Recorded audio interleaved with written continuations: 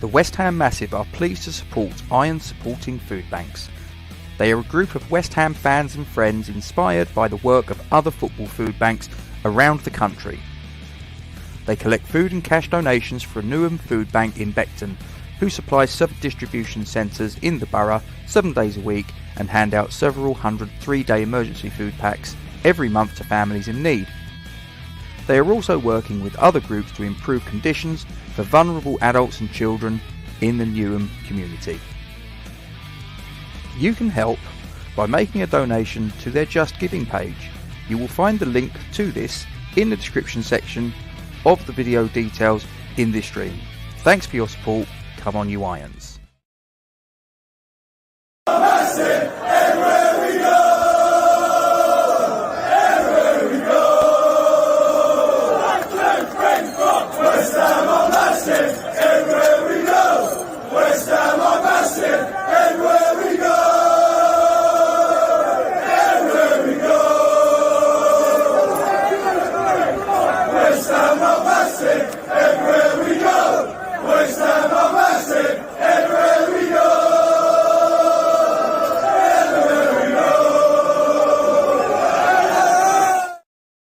Good evening, ladies and gentlemen. Welcome once again to the West Ham Massive, and thank you for joining us. Please don't forget to like, comment on, and share this stream onto your social media platforms, and subscribe to our YouTube channel if you haven't done so already, and make sure you hit the bell icon for alerts on new content, and don't forget to click all. And as always, ladies and gentlemen, we thank you very much indeed for your support in this particular endeavour.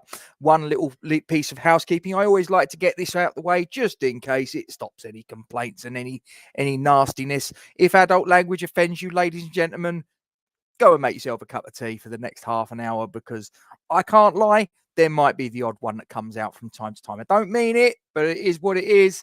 We'll just go from there. So, Carabao Cup round of 16 took place last night at the London Stadium. Absolutely pissing down with rain it was. But we prevailed by a scoreline of 3-1. It was a magnificent performance. It really was. And I've seen Doug's in the chat, and good evening to you, Doug. If you haven't gone on to Doug's football channel, the Dugout football channel, as it says there, have a look. He's a Liverpool fan. He's a really lovely guy. Please pop across there, give him your support. And just because he's a Liverpool fan, he looks at football from a different angle than we do in the Claret and Blue persuasion. But the football family is one big family. So go over there, give him a subscribe, give him your love, give him your support. We're going to have a little chat a little bit later on, Doug, I'm sure, about the quarterfinal, which obviously we will be making the trip to Anfield, which could be quite interesting, I'm sure. But we'll see. We'll have a little chat about that down the track. But thanks for popping along. Right, okay, let's get into it. I'm just going to share this onto the... Oh, and guys, if you're watching this on Facebook or on Twitter, please feel free to jump onto the YouTube channel. We've actually got a poll going at the minute for your man of the match. Now, I can only select 4, and to be honest with you, there were a number of contenders that I could have legitimately chose, but I had to whittle it down. And the ones that I've eventually plumped for were Mohamed Kudus, Jared Bowen, Emerson, and Naya Faguer. Now, I could have made a case for Edson Alvarez, amongst others. But I thought in the end, like I say, I could only go for choice of 4. So that's what I went for, rightly or wrongly. But go across, have a look, have a vote, get your say in, and please put your comments in. We'll have a little bit of back and forth, and have a little bit of fun with this. So, right now, having got all of that out of the way, so I'm just going to share this onto the screen. Just bear with me, uno momento. So, I'm just going to share with you the respective teams that were put out by the two managers, David Moyes and Mikel Arteta. So, the Arsenal team, I'll go through them first. They consisted of Aaron Ramsdale in goal. The back 4 from left to right was Zinchenko, Gabriel, Kivior, and White, who had a rather interesting haircut, but we'll come on to that later. The midfield 3 was Jorginho central, and he was flanked either side by Havertz and Fabio Vieira, not to be confused with Patrick Vieira. his mid-40s now, I guess, so he probably wouldn't be much good to them, but he was a great player in his day. And then a front three of left was Trossard, right was Nelson, and through the middle was Eddie Nketiah. As for our very own West Ham United, David Moyes made a couple of changes, as you probably would have expected. Fabianski was in goal. Back four was from left to right: Emerson, Aguirre, Mavropanos, and Kufal. Fabianski wore the armband, by the way. The double pivot was Thomas Souček and Edson Alvarez. Paquetá occupied the number 10 position, and he was flanked either side by Said Benrahma and Mohamed Kudus. And Jared Bowen was playing in the striker role. So let's sort of discuss it. So it was really bad conditions, it has to be said. And my thoughts on both of the starting 11s, well, there was some rotation that went in on both sides. I think that, the rotation that Mikel Arteta could do, let's be completely honest about it, their squad is much, much deeper than ours. The quality is a little bit further down the track than we can muster. And that's fine. They're a top 6 team. It's kind of what you expect. Their substitutes bench was a glittering array, and obviously they had £105 million substitute that used to do some good things in claret and blue not so long ago, it has to be said, but he now plies his trade for the team from North London, so he is now considered the enemy by some, but I've still got a lot of affection for Declan Rice. I really have. I wish him the best of luck with his career, but not when he comes across West Ham, or not when his advancement is at the detriment of my club. Sorry, Dec, love you to bits, but just not for me. My thoughts on the starting 11 for West Ham was probably there's an argument to be made maybe for the odd play. I mean, would Fornals or Cornet been a better option on the left than Benrahma? But I think, Benny, whilst as an offensive force last night, I don't think that you maybe saw the best of him, but I certainly do think that his work ethic, his tracking back, trying to help Emerson out on the cover, it can't be underestimated. So the game started off, and we had a ball that was played in by Edson Alvarez from memory, and I think it was Jared Bowen or Kudus. It went up for a header with Gabriel. There was a little bit of a miscommunication. The goalkeeper, I think, maybe could have done better with giving a shout to Gabriel and sort of like telling him where it was. I'm sure it was Kudus, not Bowen. And from that, there was a corner. Now, it was Jared Bowen that took the corner, of course. There was no James Ward-Prowse, so Jared Bowen steps up with the corner. We're now on 16 minutes. The ball's whipped in. And then I'm going to call him bird shit Ben, because quite frankly, that's what his barn it looked like. It looked like he had a load of bird shit on it. Bird shit Ben got his head to the ball and steered it past Aaron Ramsdale. Once the ball hit the back of the net, of course, then there was a load of complaints about Thomas Souček possibly holding the shirt of Aaron Ramsdale, this, that, and the other.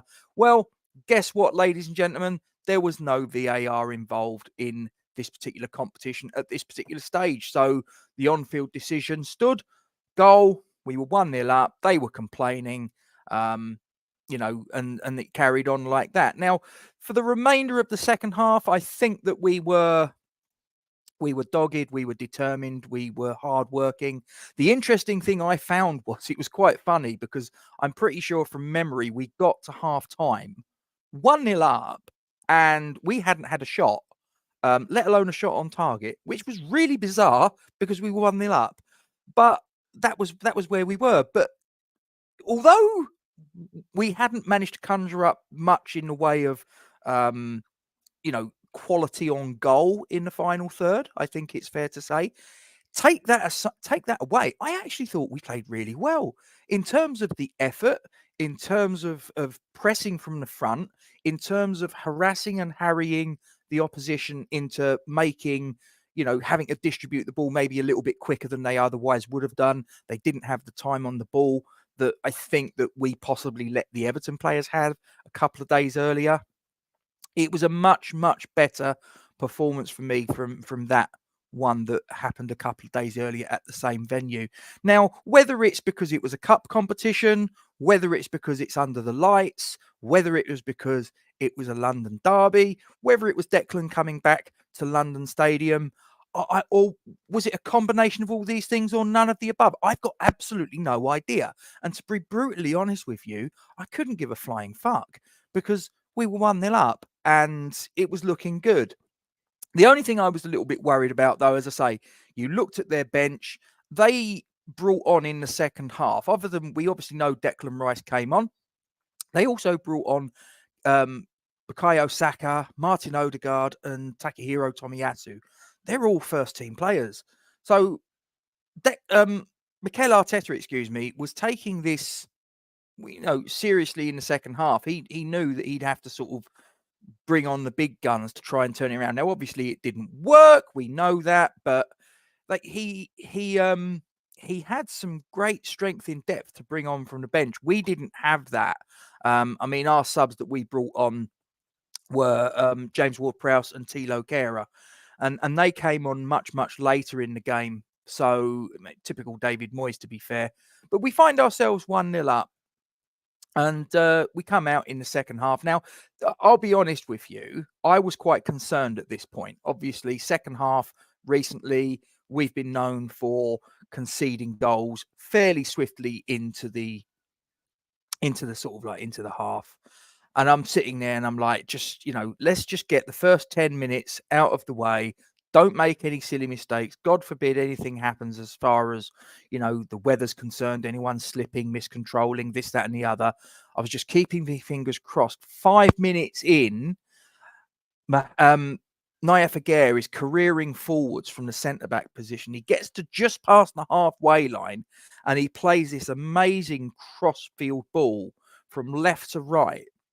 It drops into the path of Mohamed Kudus, who's shadowed by Alexander Zinchenko very, very close by. And as the ball drops, he gets this touch on it, which just kills the ball, puts a bit of backspin on it. He manages to lose Zinchenko and then bang, fires the shot through the legs of Gabriel, past Aaron Ramsdale. Sorry, wrong one. Past Aaron Ramsdale in the Arsenal goal, and it's 2-0, 5 minutes up. Now, this was quite an unusual sensation for me. I don't remember the last time that we scored a goal very quickly after half-time instead of conceding it. It's been a little while. It felt nice, and especially because it was against our London rivals. It puts us 2-0 up, a little bit of daylight. 1-0 was never going to be enough against a team of this quality. So to get a second goal very quickly into the second half was very good. And I was a little bit pissed off with, I'll say it, Alan Smith on commentary on Sky Sports. What a one-eyed fucking wanker. Seriously. If you go back and listen to his commentary, he makes fucking Jamie Carragher look completely unbiased. It was embarrassing. Everything that they fucking did sort of like that was good, he'd be like, oh, isn't that wonderful? We'd do something similar and he wouldn't give us the same praise. And conversely, there was obviously his perceived foul on Aaron Ramsdale for Birdshit Ben's own goal that put us 1-0 up. Oh, he couldn't fucking point that out quick enough. Oh, the goalkeeper, blah blah blah blah blah. And there was a challenge in the second half, and it was I'm trying to remember who it was. I think it might have been Ben White on Bowen in the second half, and it was a foul as far as I was concerned. And he's sitting there going, "Oh no, it was a perfectly good challenge, this, that, and the other." And I'm sitting there like, "You absolute fucking tosspot, seriously." But I just wanted to get that off my chest. I dare say there's a few of you out there that are of the West Ham persuasion that might have picked up on it as well. He just was so fucking biased in his commentary. What an absolute turnip. But I thought, and another thing, the touch from Kudus to bring that ball under control from that crossfield ball from Aguirre from left to right, the touch was absolutely perfect. It bamboozled Zinchenko. It just put it right into the path of Kudus. He the first touch brought the ball under control, killed it dead, bang. and it was off. It flew into the bottom corner of the net. Even that, he was like, oh, it was a little bit of a lucky touch.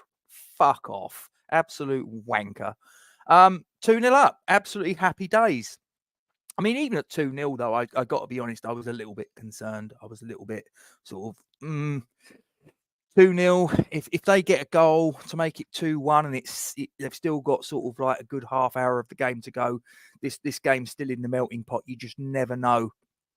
10 minutes after this goal, however, and it was a ball that Jared Bowen played out to the right-hand side. Vladimir Kufal careering off, and he plays this ball in, crosses it from the right-hand side. And our friend was there again, Birdship Ben. Birdship Ben got his head to the ball again, cleared it only into the path of Jared Bowen, who let fly from just outside the box.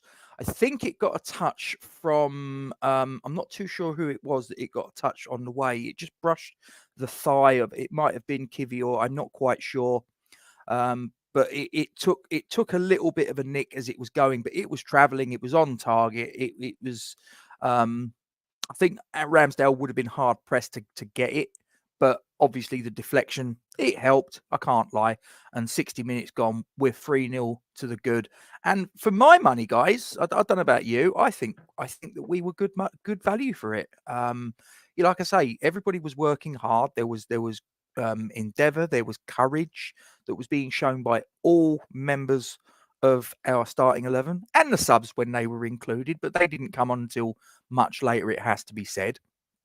And yeah, 3-0 up. Let's say the game pretty much was done by the time that goal hits the back of the net. You know that from that point on, yes, there's still 30 minutes left.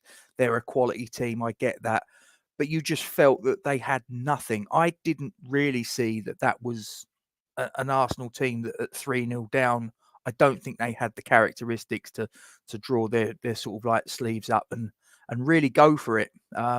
And they didn't. And it was only until the 96th minute, of course, that, and by that time the game was up. I believe it was 6 minutes of time added on that was signalled, minimum, of course. And Martin Odegaard manages to sort of flash a shot across. I mean, Fabianski didn't dive for it. I mean, it has to be said. And I thought he had a good game, Mavropanos, and I'll talk about him a little bit more in the Brentford preview. But I thought he had a good game. I thought his inclusion with Zuma being rested, I thought it showed that we've got actually some cover at centre back. If Zuma's out injured, and let's be honest, it's fairly often that he is. But I did think that his the defending, sort of like that, the arms behind the back, I wasn't too keen on it. I have to be honest. I was just like, but then, to be fair, there's an argument to be said. Would he have defended like that if it was 1-1 in the 90th minute? Possibly not. So maybe it was just sort of like a case of, he was just managing the situation, whatever. I don't know. Fabianski didn't even dive for it. He didn't need to. It was like, whatever, referee's about to blow up, so whatever. It's a cup competition, so it's not like goal difference is really a factor. So it is what it is. It would have been nice to keep a clean sheet against them. Don't misunderstand me, but it wasn't the end of the world. But so shortly after that goal hits the back of the net, the final whistle goes. Now, if I sort of just give you my thoughts on the second half performance as a whole, absolutely superb. Absolutely superb. And I will come to your comments in a minute, guys. I realise I'm rattling away and you guys are sort of chipping in the comment section. And please, I'm not ignoring you. I will come to your comments, so keep going. Yeah, I thought second half performance pretty much, it built on the first. I mean, the first half gave us that base, that sort of platform to build a sort of like a momentum and to try and sort of like find our way through into the quarterfinal, and we did. And as I say, all 11 starting players and the subs, when they were utilised, even though they weren't on the pitch for a great deal of the time, they all stepped forwards. They all came up to the plate. I turned around the other day and said in the Everton game, and I maintain that this is my thoughts on it. is that there weren't any leaders in that game. Well, yesterday, I think we had a number of leaders on the pitch. I think that there was a few people, and bear in mind, our club captain, Kurt Zuma, wasn't anywhere to be seen. But I think there's a couple of players there that if Zuma doesn't take the armband, I mean, as I say, Fabianski wore it last night. I think the official club vice captain is Angelo Ogbonna. I think it would have been Aaron Cresswell, but obviously with the shenanigans that happened in the summer, I'm not entirely sure that probably he's going to see the armband any point again.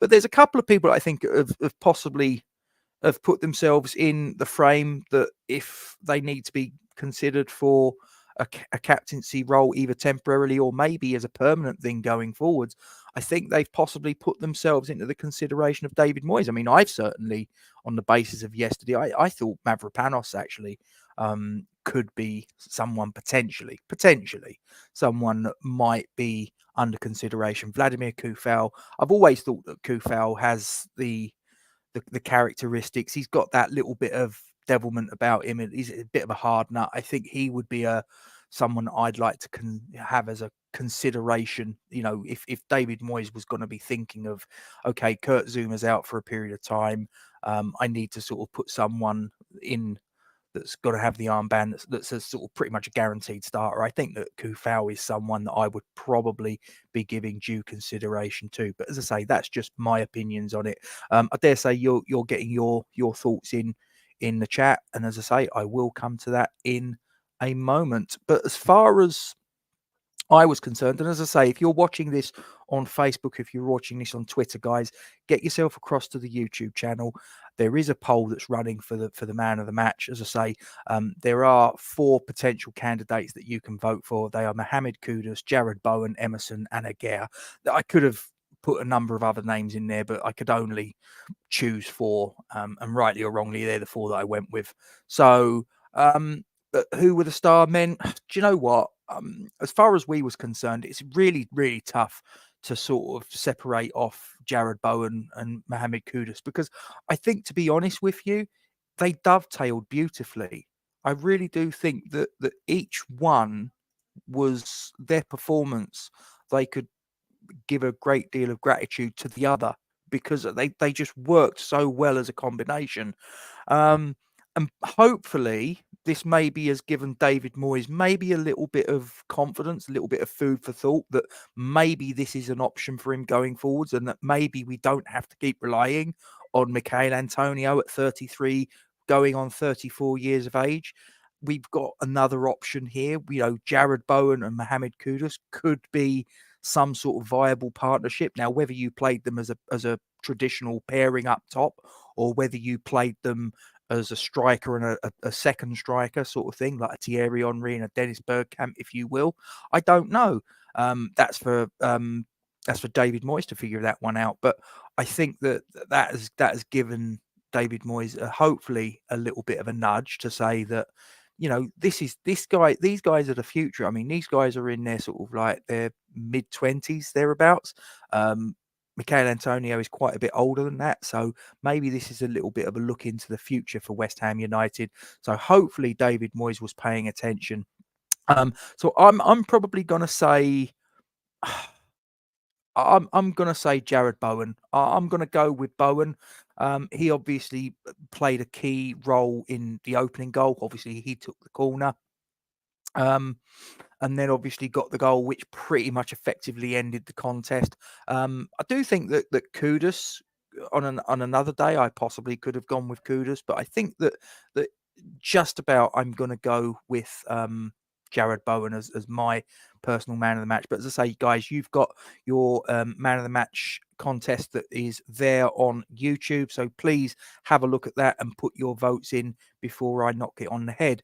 The final question, not the final question, the penultimate question that I've got here to answer is, was the final score a fair reflection of how the match panned out? I absolutely believe it was. I think that if it had finished 3-0, I think that would have not been out of order. I really don't think it would have done. So 3-1, I think is reasonable enough. And let's put it this way, you know, whatever the scoreline is in a cup competition, it's not about sort of like winning by a sort of like a certain amount of goals and getting your goal difference up. As I say, it's all about advancement into the next round of the cup. And we managed to do that. Obviously, we've got, what was it, about an hour and a half later, we had the draw that eventually happened. I was sitting here waiting for it last night, and it eventually happened. Lo and behold, who do we get? We get Liverpool, and we get them at Anfield. Not even a home tie against them, which might have given us half a chance. I do sort of go, oh dear, because we don't have a great record at Anfield, let's be completely honest. But you know what? It wasn't something that I realised at the time. I've only found it out latterly, and I think it was Russ on West Ham Network that brought it to my attention. Was that the week that we're playing them, they're playing either side of the tie against us. They're playing Manchester United and they're playing Arsenal. So it may well be that there's a little bit of resting, rotating, and who knows, there might be the odd injury and suspension maybe that comes in. But then again, that could happen to us as well. So, who knows? And the final question that I've got here of my usual batch: how do I think this result will impact on our next match? Well, hopefully positively. I mean, we've come away from playing last season's runners-up, a team that are in the Champions League, a team that took our club captain off of us last year and gave us £105 million for the privilege. And we've given them a bit of a bloody nose, and I think that we should be getting a great deal of confidence about it. The only thing that I do worry about is obviously the absence of Edson Alvarez and Lucas Paquetá. So we'll see how that goes, but hopefully, as far as a confidence boost is concerned, it's come at the right time. Obviously, it is against Brentford away next game, and we know that Brentford, we've not really had a great time of it since they've been promoted to the Premier League. But then again, the same could be said of Brighton. Until earlier this season, we hadn't managed to get a win out of them since they returned to the Premier League. And we managed to get the win earlier this season, 3-1 away at the Amex. So who knows? It might happen against Brentford on Saturday, but that will be something we will see later down the track. So guys, I'm now going to turn my attention, and I hope you forgive me that I've been rabbiting on, and let's have a look and see who's in the building. Or maybe they've gone since, because I've been rabbiting away like this. Larry, hope you are well. Rani, same to you. Happy Hammeret's in the building. Everybody behave. I don't know if you realise this, Happy. You are a moderator. At least I think you are, if I've done it properly. So there you go. Wolf Central Gaming, hope you are well. My daughter's in the house. Happy Hammeret saying hello.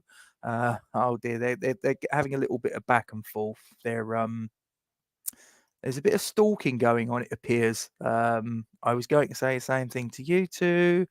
Come back to little old West Ham after leaving to win trophies, and we go and knock them out of the cup. The irony. I wonder who you might mean. Could it be their squad number 41? It's very possible. Ben looks terrible, to be honest. You want about his haircut? I've got to be honest. I think he looks like an absolute fucking helmet. He really does. To be fair to him, though, showed his class at the end after that result. I'm guessing you're on about Declan. Yeah, I mean, like I say, I like the guy. I think he's a class act. But I know that not everybody looks at it the way I do, and that's fine. That was such a funny chant. The whole 125 section, singing it every time he came over.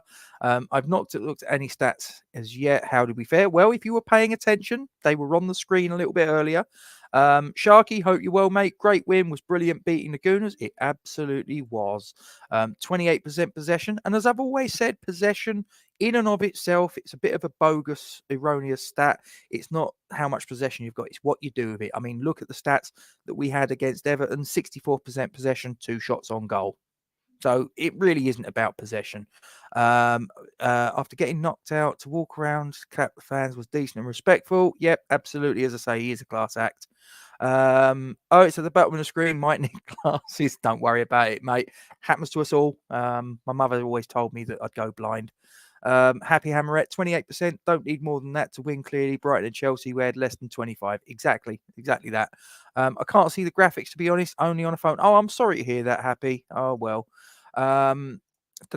Dave, hope you are well. Thanks for coming along. Your eyesight's going a little bit. Is it Happy? It's all bad. And it's getting chilly in the conservatory. Might have to move in a minute. Oh, how the other half live. That was a brilliant pass. He's made passes like that before. I guess you're on about the Naya for girl one from left to right. That was sensational. I've got to say, it really was. Moyes has to use this same lineup in the league for me. Low possession, but I loved it and it was good to watch. Which, if he does, and I wanted to save this for the Brentford preview. But I'm just going to throw the question out there for you guys. If he keeps this same lineup, he's dropping his captain. He's dropping his captain, 10 games into the job? But there you go. That's not my decision to make. We had so many attackers on edge. I hope Moyes can finally bring this many attackers into the every game. Time will tell, Wolf. Time will tell. Rania, I'm in the bath, to be fair, and I don't want to put my phone down to get out. Still buzzing from this result. Now I have got an image in my head that I didn't need. I now know that you're. Yeah, okay. Let's leave that there, shall we? Alan Smith was bound to be biased. Do you know what? I know that commentators have their leanings. I know that, and I mean, Tony Gale when he commentates on West Ham, but he never comes across, as far as I'm concerned. I don't think he comes across as anything other than fair and straight down the middle. Well, maybe sort of 51-49, but whatever. Alan Smith was just so far the other way. It's ridiculous, but there you go. This is the West Ham I love, says Wolf. Absolutely. Big Mav and Aguirre got to be our strongest centre-back pairing. Well, again, I'll cover this more in the Brentford preview, which I'm going to have to do tomorrow at some point because I'm going to an event tomorrow, or it might have to be before the game on Saturday. I don't know. So keep your eyes peeled, keep your ears to the ground, subscribe to the channel and hit the bell. That's really what you need to do. Great result, but I thought we were dreadful. Oh, I'm not sure of that. I didn't think we were dreadful. I think we were working hard. I think we were defensively organised. As I say, we didn't have a shot, but I thought everything up to that point, I thought we were working hard. I thought we were making their life difficult. And hey, we don't need to have a shot on goal. If they're going to take the shot on their own goal for us, bird shit Ben, thanks for that. Don't really matter. So mad, ain't it? 3 losses in a week, shit performances.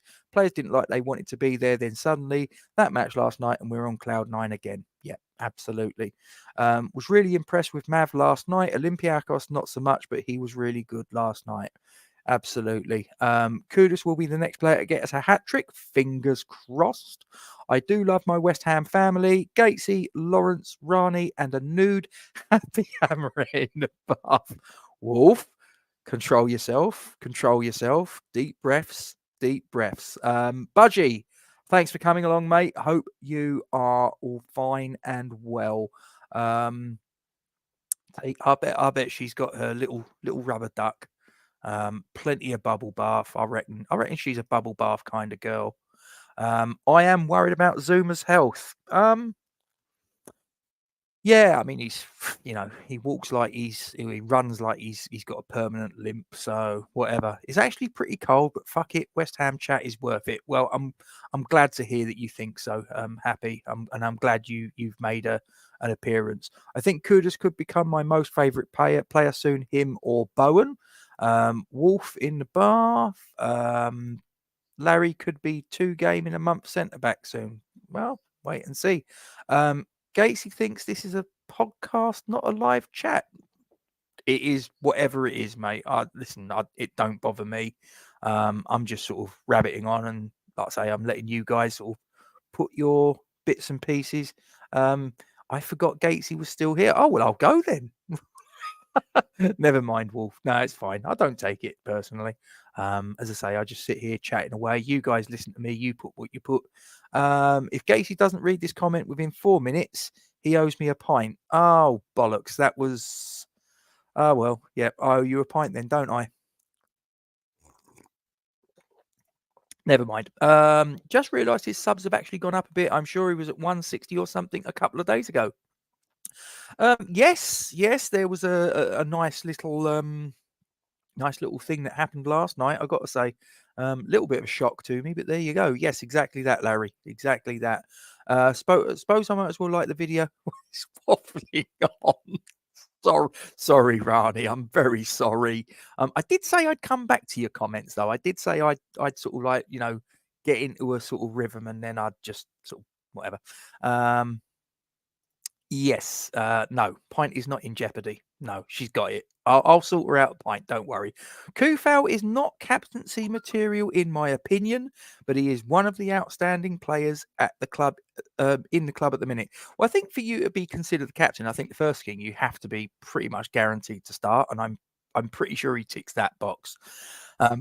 As far as other boxes that you need to tick, I think you need to be. I think you just need to be someone that's not prepared to take any shit. Simple as that. And I don't think he is. Our next permanent captain has to be long term. We had a captain for 1 year last season, and I think we might have a captain for a bit shorter than that this season. Kudus was amazing. You've got your pint, Happy. You've got your pint. Kudus' football is way too sexy for us. Oh, don't say that, Wolf. Gatesy, send me my pint to Kentucky. If ever I'm passing, my friend, I will be there with a pint. Don't worry. I think I'm obsessed with him. Every fan channel I go on, I keep going on about him. You might need to go with the doctors, mate, but JWP could be a captain now, or Bowen. Yeah, I mean, obviously JWP was captain at Southampton, so yeah, he could be an option. Bowen as well. Are you going to do a countdown? She doesn't need to. As I say, she got the point. That's fine. Ben White was man of the match for the arse. Aside from the own goal and the header for Bowen's goal, he had a good game. Depends upon who you're talking to, I guess, Budge. Happy Hammerat, time's up. Make mine a Sandy Miguel. Yeah, that's fine. Don't worry. I'll sort you out. Come onto the boats the next home game, and I'll sort you out a pint. It's not a problem. I'll even make it a 2-pinter just for you. Okay, I'll get you one as well. Never let it be said that I'm stingy. I think our next captain should be Emerson, commanding, and will always play every game when behaving. Bowen is too quiet and don't want JWP as it's too soon for a newbie. Okay. Bloody hell, 2 more. That's another 20 minutes at this rate. Dear, oh dear. I'll have a Stella Artois, make it a double. Jesus Christ. Who was the official man of the match? I've got absolutely no idea. But as far as the man of the match award we've got running, well, I'm probably going to end it very shortly because I'm probably going to disappear myself. But there's a certain individual that's winning it. But if you guys are watching on Facebook or on Twitter, and if you've not had a vote yet on the West Ham man of the match, get yourself across to the YouTube channel. Get yourself a vote on the man of the match. Don't forget while you're there to drop a like on the stream and subscribe to the channel if you haven't already. Yes, definitely 3 goals in our favour was fair. I guess that's was it a fair reflection of the match? Does Gatesy even breathe? I breathe in through my arse. When I get into a rhythm, mate, it's just it's just sort of like a momentum thing. I don't think so, Larry. No. Breathes out of his ears. Very funny. Very good. Just having a little look. Comments. Please let's transfer this positive attacking, pressing, pacey style into the Prem where we're climbing the table rapidly. That is absolutely in agreement with you. I am.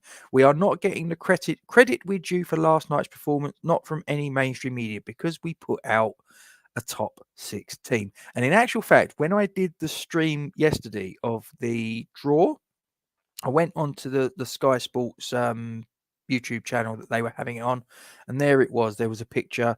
It was of Trent one side, the other side was Declan, and in the middle was Bruno Fernandes. And I sat there and I went, well, 2 of you fuckers aren't in the next round, so why they're on this particular thumbnail, I do not know. But they just can't help themselves, can they? Brentford will be tricky with suspensions. It absolutely will. Shy, I am crikey. Best watch me mouth now then. Yes, and she's a mod. Yes, she is. Yes. You definitely are. He's got bird shit on his head. What a plonker. Fake tan Ben with bird shite on his head. Yeah, bird shit Ben, as I said. I know, I should know, but does Gatesy lean more towards Moyes in or Moyes out? I'm not really either, if I'm being honest at the minute. I think he should have gone after the Leicester game last season. The fact that he managed to get us out of relegation and win us the Conference League, okay, I reset, I reserve my judgment sort of going forwards. The last 3 games up to yesterday, not very clever. And I don't think that any manager can survive sort of 5-6 games of defeat. I just don't think it's possible, whoever you are. Right now, I'm Moyes not out, but that doesn't mean to say that's not going to change. I can understand why people want him out. I do think that his style of football at times can be quite difficult to watch, especially against top 6 teams. I think he is too respectful, veering on fearful. But I'm not Moyes out, but so I guess by default I'm probably Moyes in. But as I say, there are things. I'm not a Moyes fanboy. I will say that. Just saw a sparkle in Gates. He's like, there's always a sparkle in my eye. We never get credit for the press for playing great, for God's sakes. Always, we were lucky. They were unlucky. Wait for the media to come out with us. Didn't need the cup and league title looming. Yeah, fuck them. Alan Smith is a snooze fest. I reckon he's got splinters regarding Moyes. Not at all. Not at all. To be fair, HH, from what I've heard today, mostly we say we played well. Fair enough. I really haven't seen too much of the mainstream media's bits and bobs on it. What are the chances Liverpool start their second team against us? Entirely possible for reasons I went into earlier. They've got Man United and Arsenal either side of the fixture, so entirely possible. The subs will still worry me, though. Yeah, I mean, they've got a deep squad, it has to be said. The game against Liverpool is going to be played on the 20th. No, that's fine, mate. I can take a little bit of ribbing. It's not a problem, mate. You got to take it. You got to give it. Pint of vodka. I reckon he asked next and fighting for the title. We won't see too many players from their top, in my opinion. Mate, I can hear you from here. I'm trying to watch something. We'll try harder. All good, Gatesy. We love you, mate. Cheers, Larry. I do appreciate that. I'm going to watch the game again later just in case I missed something. 2 extra likes from my account. Rob Budge, you're an absolute superstar, mate. It's not cheating. It's not cheating. I think Emerson is prime captain material for me. The best left back we've had in years. Kudus, what must Chelsea be thinking when they see Emerson playing like he's playing with us? They don't know a decent player when they've got them. Well, that is true. Hope you can get to 1,000 subs soon. I know it can take a lot of time and work. It can. I remember it from a previous channel I used to inhabit. It took a while. It took a lot of hard work. But listen, Rome wasn't built in a day. We'll get there eventually. I voted for Bowen purely on getting Stitch pitch side. Yeah, that was yeah. He got cut open good and proper. I swear that draw was fixed. Yeah, cold balls, warm balls. Yeah, very possibly.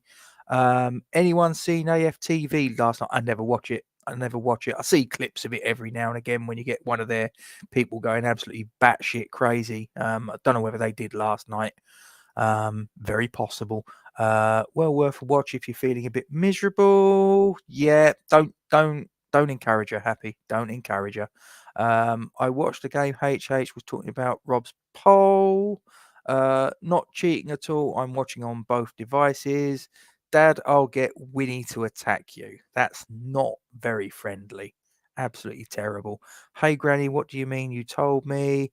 Gramps, you have to watch it. Okay, right. I've caught up now. Right, so guys, I am now going to end the poll. So the poll is ending with Kudus winning your public vote with 71% of the vote that you guys have put into this particular endeavour. So Mohamed Kudus is the West Ham massive man of the match for the game that took place yesterday at the London Stadium. 70%, excuse me. Bowen took 23%. Aguirre took 5%. Emerson didn't get a vote, which I think is a little bit mean. I think he should have got at least one vote somewhere. Was this Granny Bloody Cheek? I'm a mod here now. So she is the gatekeeper. She is the gatekeeper. Guys, I'm going to knock it on the head. Thanks for joining us. As I say, I'm going to have to squeeze in the Brentford recording at some point. The preview. Don't know whether it's going to be live. Don't know if it's going to be a recording. It kind of depends. There's a few things I've got bubbling away in the background. But thanks for joining us. And guys, as always, please don't forget to like, comment on, and share this stream to your social media platforms. Subscribe to the YouTube channel if you haven't done so already, and make sure you hit that bell icon for alerts and new content. Don't forget to click all. And as always, ladies and gentlemen, we thank you very much indeed for your support in this particular endeavour. Please also don't forget to give your support to the Iron Supporting Food Banks charity. I'm going to disappear and I'll leave you with my usual sign off. Come on, you Irons, stay safe. See you next time. The West Ham Massive are pleased to support Iron Supporting Food Banks. They are a group of West Ham fans and friends inspired by the work of other football food banks around the country. They collect food and cash donations for a Newham food bank in Beckton, who supplies sub-distribution centres in the borough 7 days a week and hand out several hundred 3-day emergency food packs every month to families in need. They are also working with other groups to improve conditions for vulnerable adults and children in the Newham community. You can help by making a donation to their Just Giving page. You will find the link to this in the description section of the video details in this stream. Thanks for your support. Come on, you Irons. Massive!